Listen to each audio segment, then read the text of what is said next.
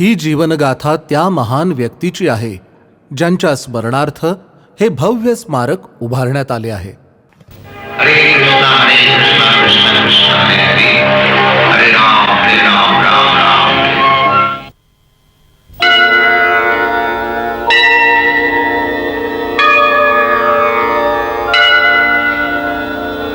संसार दावा नलनिधलोका प्राणाय कारुण्यं घनघनात्वं. संसार दावा नलनिधलोका प्राणाय कारुण्यं घनघनात्वं. प्राप्तस्य कल्याण गुणनवस्य वन्दे गुरो श्री चरणारविन्दम्. वन्दे गुरो श्री चरणारविन्दम्. वन्दे गुरो श्री चरणारविन्दम्. वन्दे गुरो श्री चरणारविन्दम्. वन्दे गुरो श्री चरणारविन्दम्.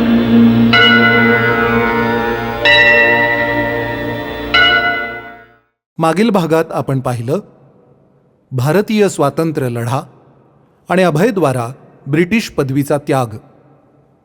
आता पुढे अभयच्या पहिल्या मुलाचा जन्म आणि सरस्वती ठाकूर यांची ब्रिटिशांना कठोर शब्दात समज. वंदे मातरम, वंदे मातरम, वंदे मातरम. बंधूंनो, हे इंग्रज आपल्याला गुलाम बनवून आपल्या देशातून सगळं लुटून नेत आहेत. आपल्या देशातून कच्चा माल कवडीमोल भावात नेतात आणि त्यापासून महागड्या वस्तू बनवून अव्वाच्या सव्वा किमतीला परत आपल्यालाच विकतात. आपण ह्या वस्तूंचा बहिष्कार केला पाहिजे. विदेशी वस्तूंचा वापर करणं बंद करायला हवं. विदेशी वस्तूंचा बहिष्कार करा. विदेशी वस्तूंचा बहिष्कार करा. विदेशी वस्तूंचा बहिष्कार करा. विदेशी वस्तूंचा बहिष्कार करा. विदेशी वस्तूंचा बहिष्कार करा. विदेशी वस्तूंचा बहिष्कार करा. विदेशी वस्तूंचा बहिष्कार करा. विदेशी वस्तूंचा बहिष्कार करा. विदेशी वस्तूंचा बहिष्कार करा. वंदे मातरम, वंदे मातरम, वंदे मातरम, वंदे मातरम, वंदे वंदे वंदे वंदे वंदे वंदे वंदे. द्या, मी ठेवते.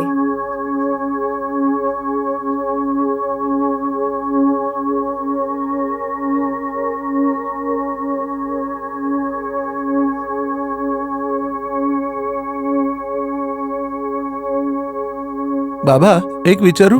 हो, विचार. मला एक गोष्ट कळत नाही. काय? हेच की या इंग्रजांच्या वस्तू खरेदी केल्या नाहीत किंवा वापरल्या नाहीत तर हे इंग्रज भारत सोडून जातील का? तसंही आपण काही त्यांना आमंत्रण दिलं होतं का? जबरदस्तीने आले आणि राज्य करायला लागले ते. गौरांगो, हे तर सगळ्यांनाच माहिती आहे, पण गांधीजींचा दृष्टिकोन समजून घ्यायचा प्रयत्न कर. त्यांचं म्हणणं आहे की हिंसावादी बनणं फार कठीण नाही, पण अहिंसा आणि सहन करण्यासाठी त्यापेक्षा जास्त हिंमत लागते. बाबा, ते मान्य आहे, ते सगळे ठीक आहे, पण हे कपडे वगैरे का जाळायचे ते काही मला कळलं नाही. काका, मी समजवतो तुम्हाला. हे बघा, खरं तर इंग्रज इथे व्यापार करायला आले होते. ते आपल्या देशातून कच्चा माल घेऊन जातात, त्याच्यापासून उत्पादन करतात आणि परत आणून आपल्यालाच विकतात. आणि जर आपण त्यांचा माल घेतलाच नाही तर मग त्यांचा तर व्यापारच ठप्प होईल. तर मग ते इथे राहून करतील तरी काय? त्यांना भारत सोडावाच लागेल आणि गांधीजींनाही हेच हवंय. आणि त्याचबरोबर संपूर्ण जगात आध्यात्मिक संस्कृतीचं केंद्रही आहे. आणि आज जेव्हा हे जग युद्ध आणि द्वेषानं भरलेलं आहे, तेव्हा आपलं पहिलं कर्तव्य हेच आहे की आपण जगाला शांती आणि अहिंसेचा मार्ग दाखवावा. ते ठीक आहे अभय, पण एक लक्षात घे की ते आपल्यावर राज्य करतायत. त्यांच्या वस्तू वापरण्यासाठी ते आपल्यावर सक्तीही करू शकतात. म्हणूनच बाबा आपल्याला खंबीर व्हायला हवं, जेणेकरून आपण त्यांच्या दबावाखाली येऊ नये. गांधीजींची पण हीच इच्छा आहे की आपण स्वावलंबी व्हावं, विदेशी वस्तू वापरू नयेत, जे हवंय ते स्वतः बनवावं. यापेक्षा चांगली गोष्ट काय असू शकते काका? पण बाबा, मला एका गोष्टीची भीती आहे की आपण स्वातंत्र्य मिळाल्यानंतरही इंग्रजांच्या विचारांनी प्रभावित होऊ नये, त्यांचे गुलाम बनून राहू नये. कारण काही लोक गांधीजींच्या आसपास अशीही आहेत ज्यांच्यावर ब्रिटिशांचा खूप प्रभाव आहे. म्हणजे दादाबाबू, याचा अर्थ तर असा झाला ना की स्वातंत्र्य मिळालं तरी आपण इंग्रजांचे गुलामच राहणार? कदाचित.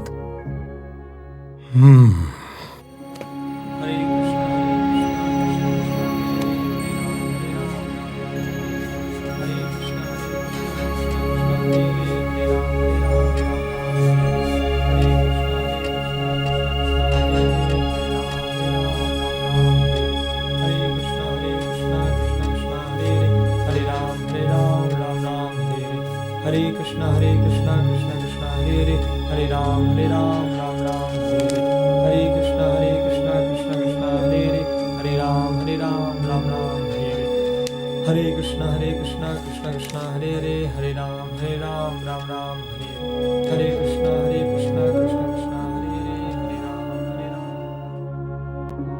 काही बोलायचं आहे कृष्ण कीर्तन? होय गुरु महाराज, बोला. ढाक्याहून एक वाईट बातमी आली आहे. वाईट बातमी? काय? गोस्वामी महाराजांची तब्येत बरी नसल्यामुळे ते व्याख्यानाला जाऊ शकले नाहीत.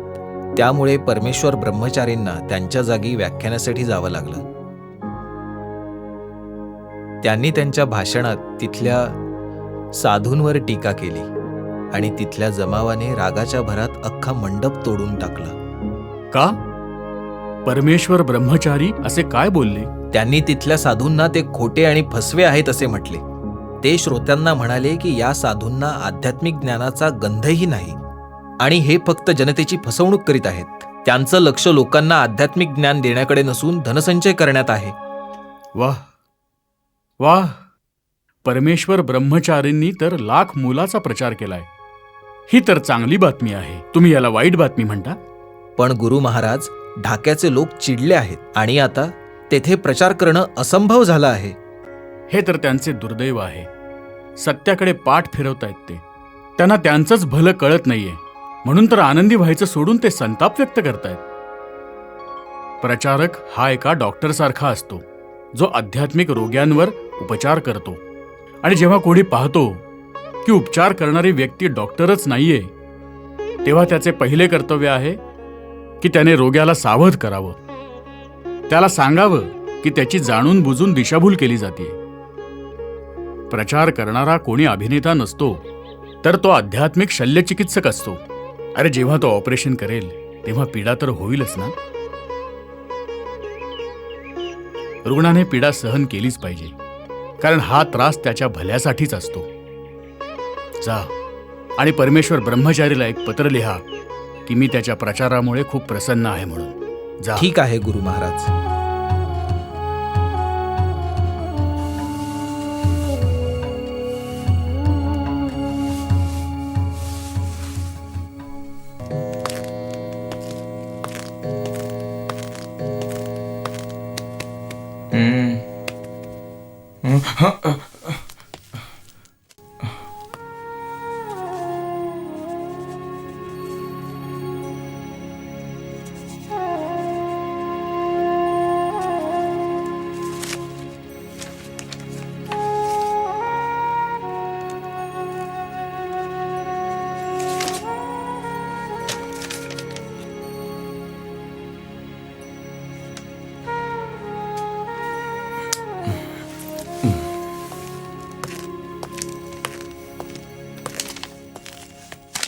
हे काय आहे?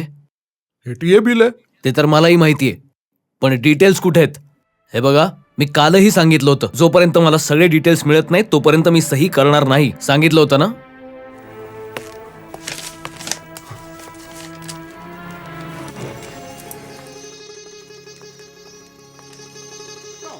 म्हणजे मी काय खोटं बोलतोय?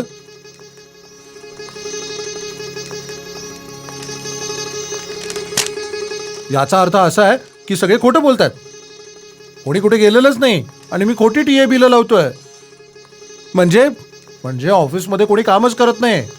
सगळं ऑफिसचं काम फक्त तुम्हीच करताय आणि आम्ही सगळे काय रिकामे बसलोय. हे बघा घोष बाबू, ओरडू नका. मला माहितीये कोण काय काम करतं. मला फक्त कोण कुठे कुठल्या दिवशी कुठल्या कामासाठी गेलो होतं ह्याचे सर्व डिटेल्स हवेत, आणि तेही बिल आणि तिकिटासह. त्याला म्हणतात टीए बिल. सगळे डिटेल्स मी कुठून आणू? घोष बाबू, हा बोस बाबू. तुम्ही आत या. हो आलोच.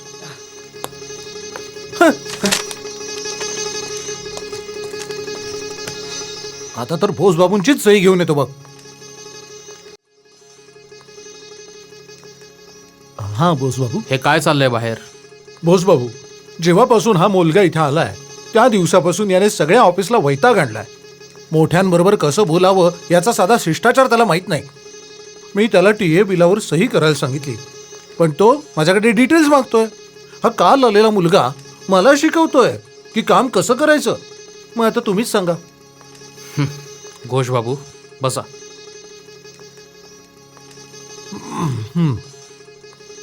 कोण सांगतंय हे नका बघू. काय सांगतोय ते समजून घ्या. घोष बाबू, ज्याला तुम्ही कालचा मुलगा म्हणताय त्यानं बघता बघता आपल्या लॅबोरेटरीला कुठल्या कुठे पोहोचवलंय, आणि हे तुम्हाला माहिती आहे. तुम्हाला त्याचं कौतुक वाटलं पाहिजे. यात रागावण्यासारखं काय आहे? तो आपल्यासाठीच करतोय ना. छोट्या छोट्या गोष्टीत तुमचा अहंकार मध्ये आणू नका. प्रेमाने मिळून मिसळून काम करा. घोष बाबू, सन्मान त्यालाच मिळतो जो दुसऱ्यांना मान देतो. आता जा, त्याला डिटेल्स द्या, आणि हो, त्याच्याशी जुळवून घ्या. या आता. नमस्कार.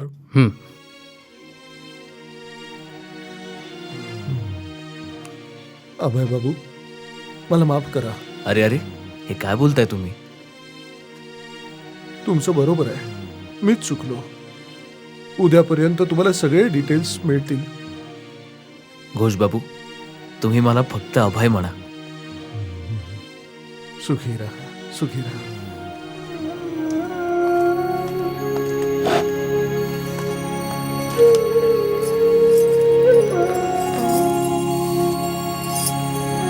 सगळं नीट ठेवलंच ना बेटा? हो बाबा. काही विसरली तर नाहीस ना? नाही बाबा. आणि काही विसरलीस तर मी पाठवून देईन. हो. बंद कर, नीट बंद कर. हा गौरंग, हे सामान घेऊन जा. जी बाबा. अरे बहुमा, झाली तयारी? हा, सांभाळून. बेटा बघ मी तुझ्यासाठी काय आणलंय. जगन्नाथजी. हो, यांना तुझ्याकडे ठेव. हो बाबा. हे तुझं रक्षण करतील. बाबा, दादा बाबू आले. आलो आलो. चल बेटा, अभय आला. चल.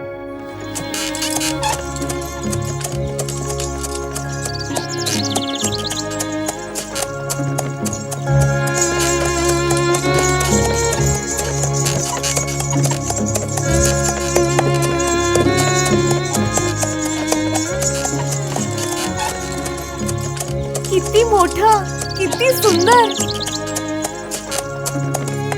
ऐका ना, मलाही असंच मोठं घर हवंय. घ्याल ना? हो हो, माझ्यासाठी. नक्की घेऊ. अरे दादा, जरा सांभाळून चालवा. हो बाबू.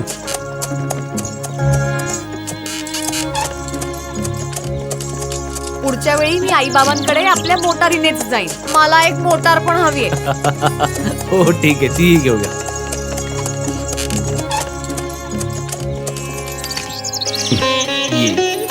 सावकाश.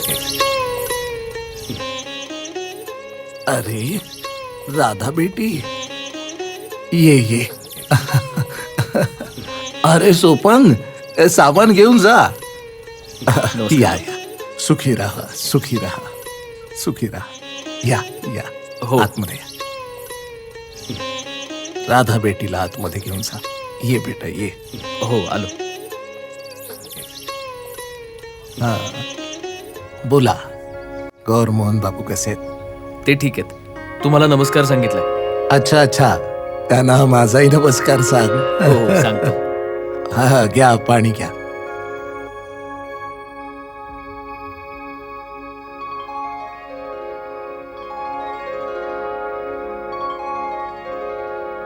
चला बाबा, आता मी निघतो. अरे इतक्या लवकर? बेटा थोडा वेळ थांबा मग जा. नाही नको, आता थोडं काम आहे. मी पुन्हा येईन. अच्छा बेटा राधा, अभय निघालेत. येतो बाबा. आयुष्यमान बाबा. तुम्ही निघताय? हो, खूप कामं बाकी आहेत. पुन्हा केव्हा तरी येईन. तू काळजी घे. हं? ऐकलत? तुम्हाला लक्षात आहे ना? काय?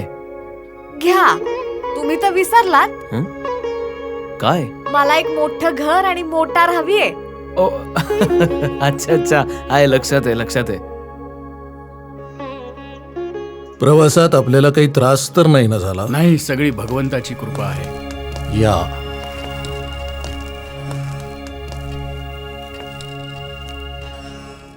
गुरु महाराज, तुम्ही इथे बसा. नाही राजन, हे स्थान तुमच्यासाठी आहे. मी इथेच ठीक आहे. तुम्ही बसा.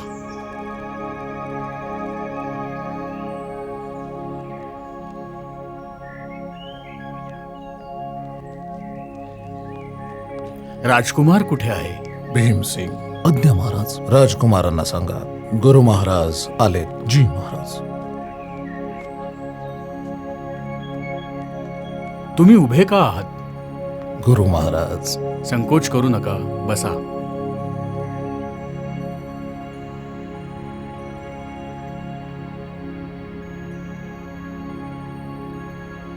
गुरु महाराज, मी तुमचा ऋणी आहे.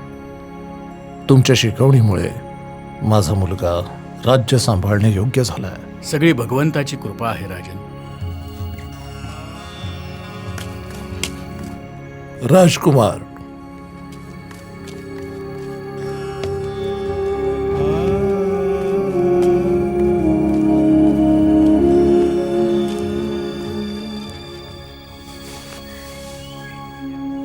गुरु महाराज. हरे कृष्णा.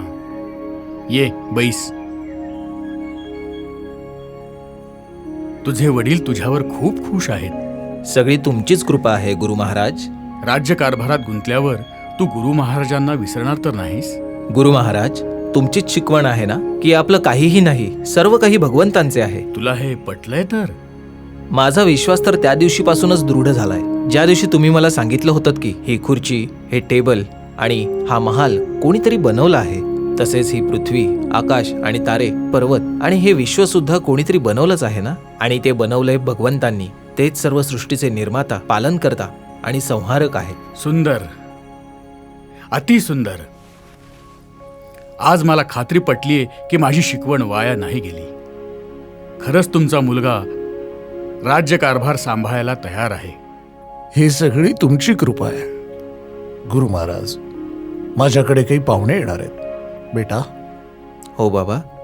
गुरु महाराज विश्रांती घेतील. ठीक आहे. तू त्यांना आत घेऊन जा. हो. आणि तूही तयार होऊन ये.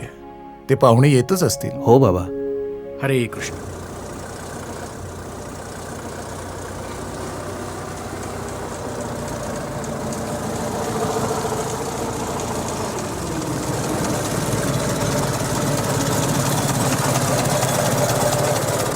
कॅन्डलस.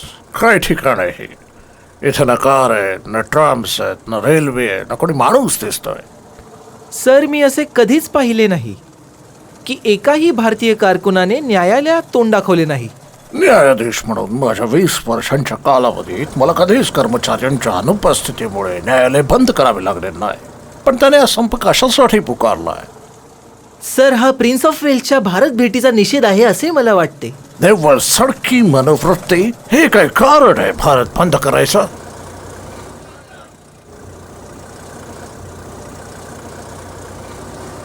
आपण अडचणीत येणार असं दिसतंय सर.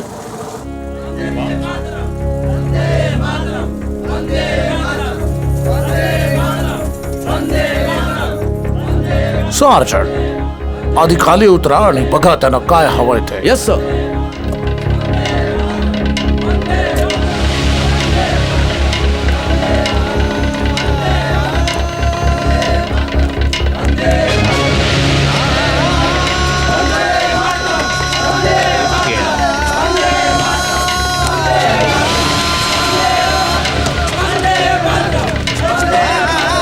आपण निघूया का सर?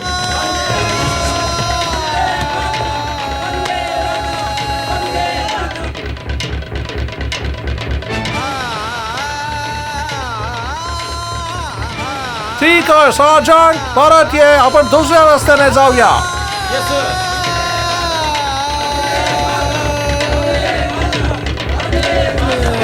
तुमच्या मागे बघा सार्जंट.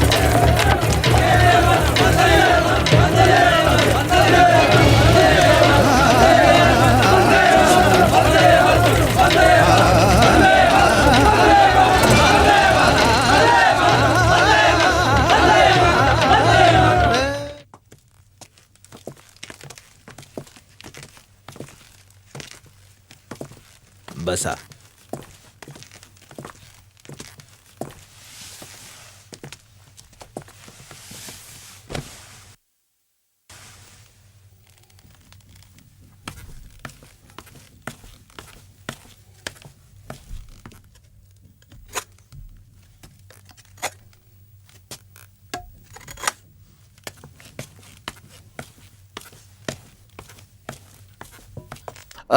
रोलँड, किती वाजले?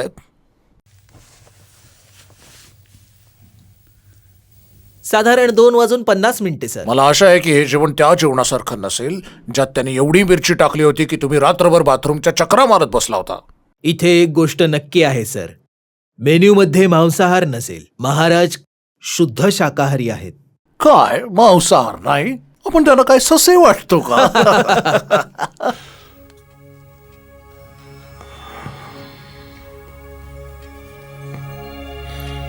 हरे कृष्ण. तू माणूस पहा, त्याला पूर्ण टक्कल आहे. पूर्ण टक्कल नाही सर. ओ म्हणजे पोनीटेल. काय विचित्र वेशभूषा आहे.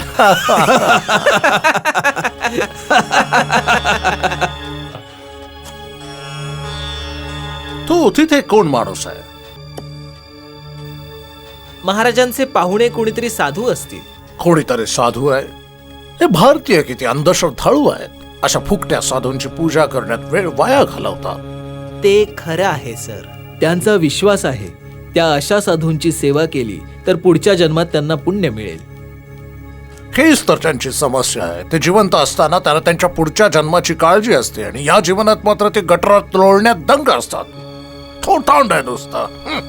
तुमचा आत्मविश्वास पूर्ण आवाज सांगतो की तुम्ही भारतीय तत्वज्ञानाच्या यमनियमांविषयी चांगले परिचित आहात. पण विद्वानांनी सांगितलेच आहे की मूर्खाची पारख तोपर्यंत होत नाही जोवर तो आपलं तोंड उघडत नाही. आणि एक महत्वाचं ऐका, अशा गर्विष्ठ, अर्धवट, अहंकारी आणि मूर्ख लोकांना अलौकिक सत्याकडे नेणाऱ्या अत्यंत उदात्त व प्रगल्भ संस्कृतीच्या महानतेची प्रशंसा करणे कधीच शक्य नाही. हा माणसाचा मूळ स्वभाव आहे. तो त्याला अत्यंत उदात्त अलौकिक तत्वांचा उपहास आणि तिरस्कार करण्यास प्रवृत्त करतो. कारण त्याच्या अर्धवट बुद्धीने तो अशी उदात्त तत्वे समजूच शकत नाही. गुरुदेव, मी तुमच्या बोलण्यात व्यत्यय तर नाही आणला. नाही, मी फक्त तुमच्या महान पाहुण्यांना शिष्टाचाराच्या काही गोष्टींचे ज्ञान देण्याच्या संधीचा लाभ घेत होतो. मला वाटलं ते माझं कर्तव्य आहे. शेवटी ते महाराजांचे सन्माननीय पाहुणे आहेत.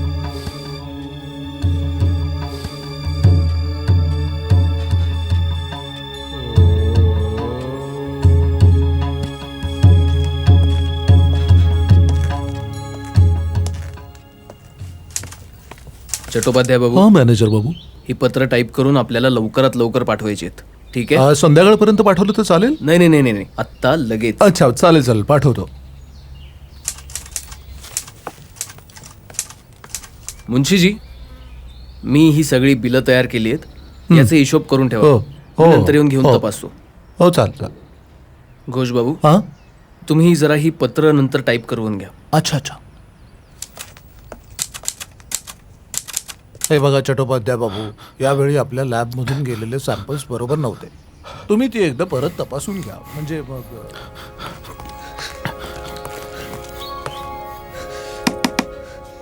अरे गौरमोहन बाबू, नमस्कार नमस्कार.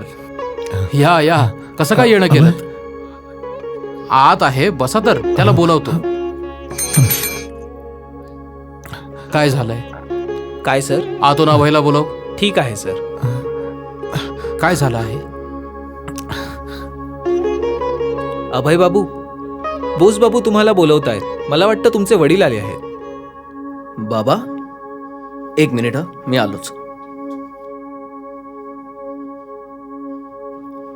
बाबा, अभय बेटा, काय झालं बाबा? सगळं ठीक आहे ना?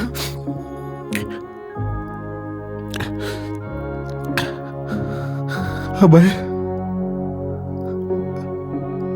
तू बाबा झालास बेटा. तुला मुलगा झालाय. ही काय पद्धत झाली गोड बातमी सांगण्याची? थोड्या वेळासाठी मी सुद्धा घाबरलो होतो. अभिनंदन अभय. रामू, जा रसगुल्ले घेऊन ये आणि सर्वांना वाट. आज तर मी पण आजोबा झालोय. अभिनंदन गौरमोहन बाबू. अरे गौरमोहन बाबू, नमस्कार नमस्कार. या या, सुखी राहा. जा, जाऊन बाळाला बघा. खूप सुंदर आहे बाळ, अगदी तुमच्यासारखं. अरे तपन, रसगुल्ले आण बेटा. या, या. आणि सगळं ठीक आहे ना? हो, सगळं ठीक आहे. वहिनी कुठे आहेत? आतमध्ये आहेत. राधाराणीची तब्येत कशी आहे? हो, तब्येत उत्तम आहे.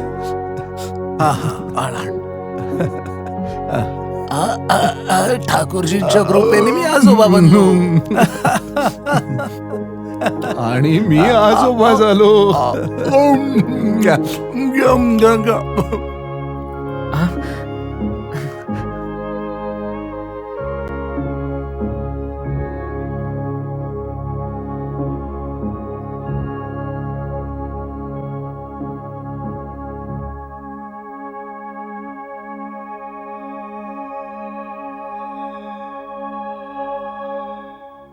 कशी आहेस राधा? ठीक आहे. आ आ ओ हो हो हो हो. ओ लो लो लो.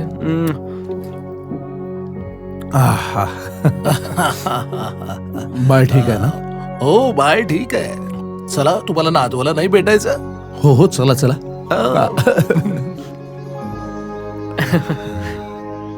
हा, हसतोय.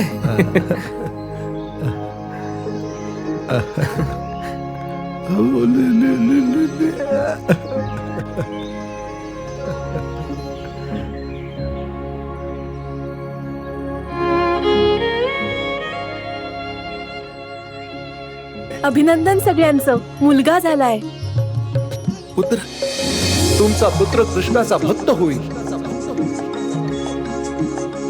पण मी याचं नाव अभय चरण ठेवणार. अभयचरण. अभयचरण खूप छान नाव आहे.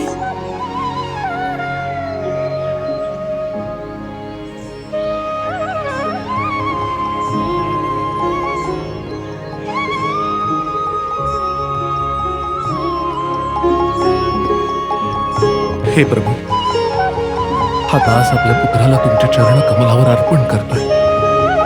याचाही तुम्ही दास म्हणून स्वीकार करा.